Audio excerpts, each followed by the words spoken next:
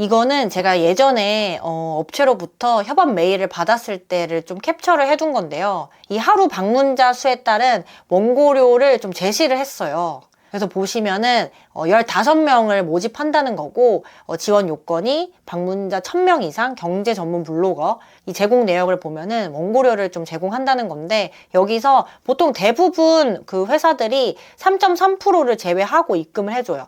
보시면 하루 방문자 1000명에서 3000명 미만이 원고료 5만원, 그리고 3000명에서 5000명 미만이 원고료 8만원, 방문자 5000명에서 10,000명 미만이 원고료 10만원, 방문자 10,000명 이상이 원고료 15만원. 그래서 이렇게 캡처를 해둔 건데, 이거는 경제 분야 쪽이라 좀 주제별로 다를 수 있어요.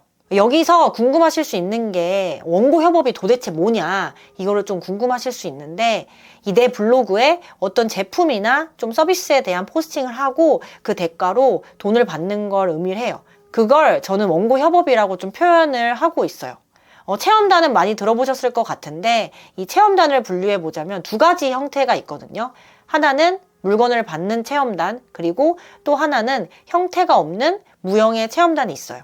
그래서 상품 리뷰를 많이 하시는 분들 중에 이 상품도 무상으로 제공을 받고 돈도 받는 그런 협업을 하시는 분들도 계실 거예요. 이런 걸 다 통틀어서 저는 원고 협업이라고 표현을 하고 있어요. 그래서 블로그를 내가 열심히 운영하다 보면 나도 드디어 블로그로 돈을 버는 건가? 라는 댓글들이 좀 달리기 시작하는데, 내가 블로그를 한 지 얼마 안 됐고 블로그 지수도 낮은데 생각보다 금액이 세다? 그러면은 그런 곳은 좀 피하시는 게 좋아요.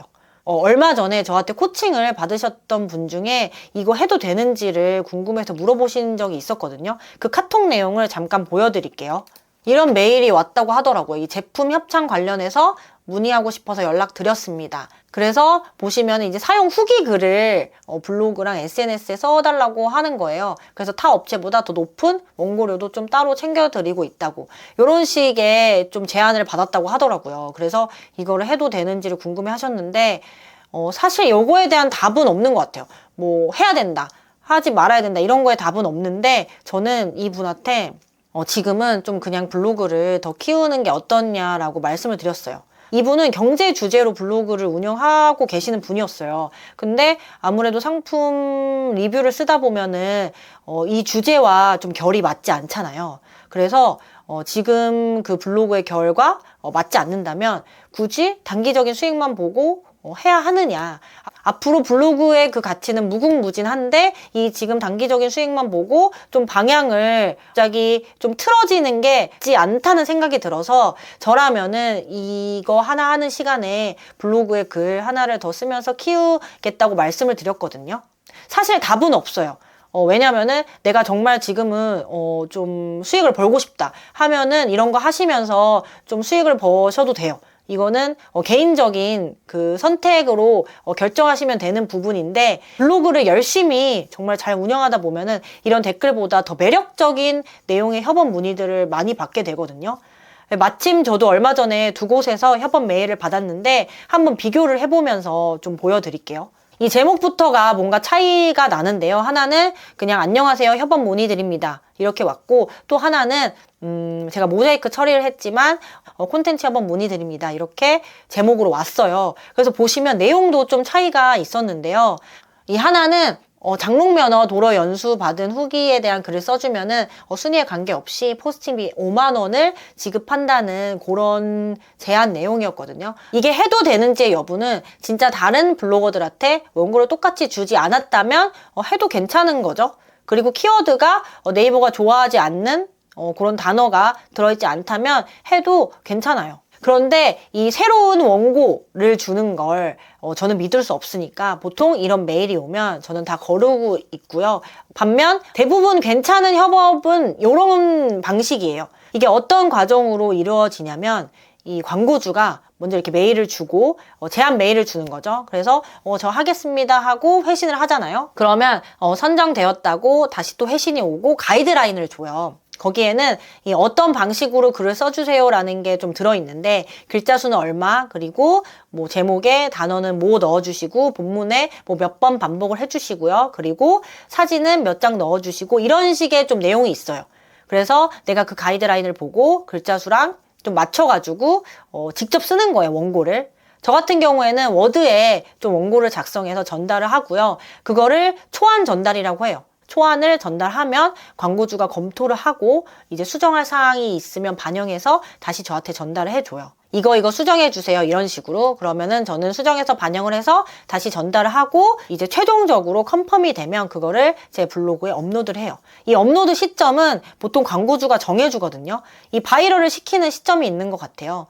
아닌 데도 있지만 대부분은 뭐 무슨 요일 언제 올려주세요, 이런 식으로 좀 메일이 오고요. 그리고 이제 돈을 받아야겠죠. 이 원고료를. 바로 돈을 주는 곳도 있고 또는 뭐 일주일이나 뭐 한 달 뒤에 입금을 해주는 곳도 있어요.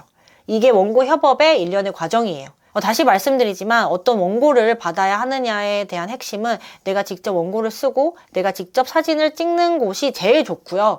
내 블로그 결과 맞는 곳을 진행하시면 돼요. 만약에 업체가 이거 그대로 복사해서 올려주세요 하는 곳은 리스크가 있으니 좀 조심하시는 게 좋아요. 여기서 리스크라고 하면 블로그 저품질이나 내 블로그 지수가 떨어지는 그런 리스크를 말해요. 저는 메일이 오는 걸 좀 확인하면서 블로그 주제와 결이 맞는 곳만 진행을 하고 있고요. 사실 이 원고 협업으로 돈을 진짜 많이 버시는 상위 블로거들이 많아요. 근데 저는 그렇게 많이 벌고 있진 않고요. 그렇게 문의도 많이 오고 있진 않아요. 그렇지만 이런 영상을 찍는 이유는 궁금해하시는 분들이 많고 저도 이런 경험이 있어서 그런 경험을 여러분들한테 좀 전달을 해드리고 싶어서 좀 영상을 찍고 있고요. 경제는 보통 대출에 관련된 좀 문의도 많이 오거든요. 근데 대출이라는 단어는 네이버가 썩 좋아하진 않는 단어고 물론 이제 하나 썼다고 해서 지수가 저품질이 되진 않겠지만 굳이 내가 몇 년을 공들여서 키운 블로그에 저는 이상한 글을 좀 올리고 싶진 않더라고요. 사실 돈이 생기니까 굳이 마다할 이유는 없지만 저는 좀 블로그를 장기적으로 잘 꾸며나가고 싶은 사람 중에 하나라 블로그를 좀 저랑 동일하게 보는 것 같아요. 그래서 제 색깔로 잘 운영해보고 싶은 마음이 커요. 아마 이거는 사람마다 다를 거여서 나는 돈을 좀 많이 벌고 싶다. 블로그로 뭐 브랜드화 뭐 이런 거는 상관없이 난 블로그로 정말 수익화를 많이 벌고 싶다 하시면은 저품질이 안 오게 이런 체험단이나 뭐 원고 협업 진행하시면서 수익화를 이뤄나가시면 되는 거예요. 여기서 또 궁금한 점이 있으실 텐데 나는 언제 이런 원고료를 받는 수익화를 할 수 있냐고 많이들 궁금해 하실 텐데 이렇게 원고 협업을 받기까지는 당연히 시간이 걸려요. 내가 지금 블로그를 개설한다고 몇 달 글을 썼다고 해서 바로 받을 수 없는 게 원고 협업이거든요. 여기서 제가 말하는 기준은 내가 직접 체험단 사이트에서 제품 리뷰 뭐 하는 거 신청하는 거 그런 거 말고 가만히 있어도 메일로 오는 거 있잖아요. 그런 거를 기준으로 말씀을 드리는 거예요.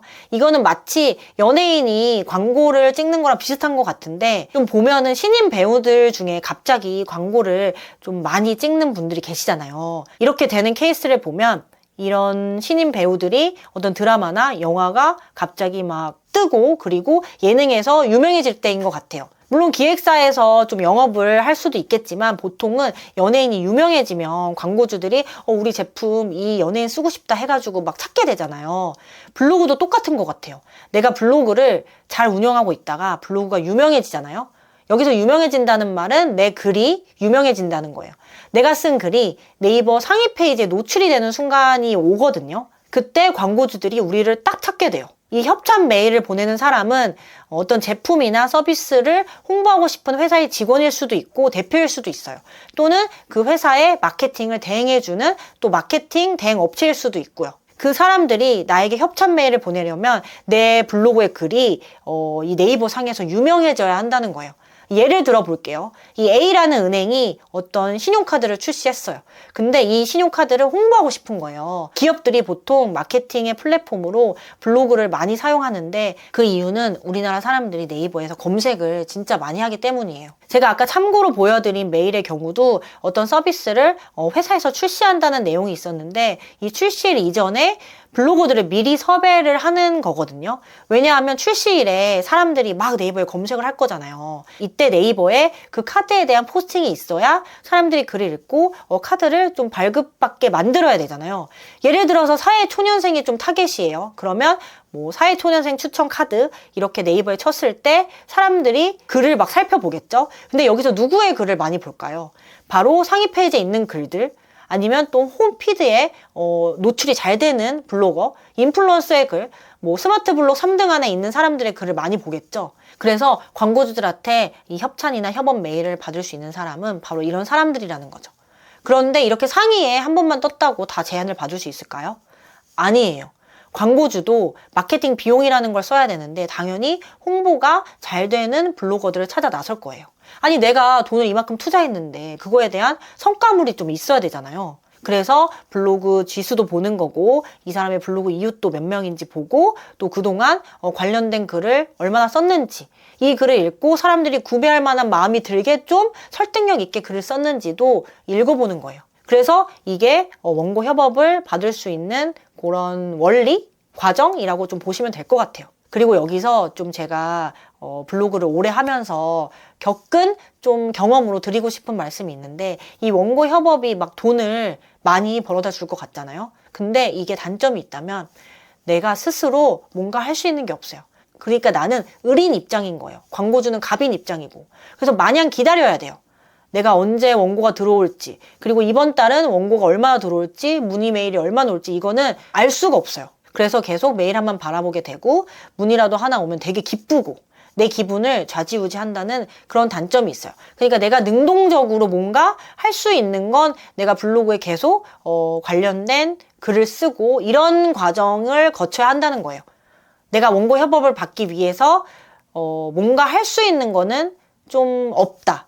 그래서 요게 좀 원고 협업의 단점이지 않을까.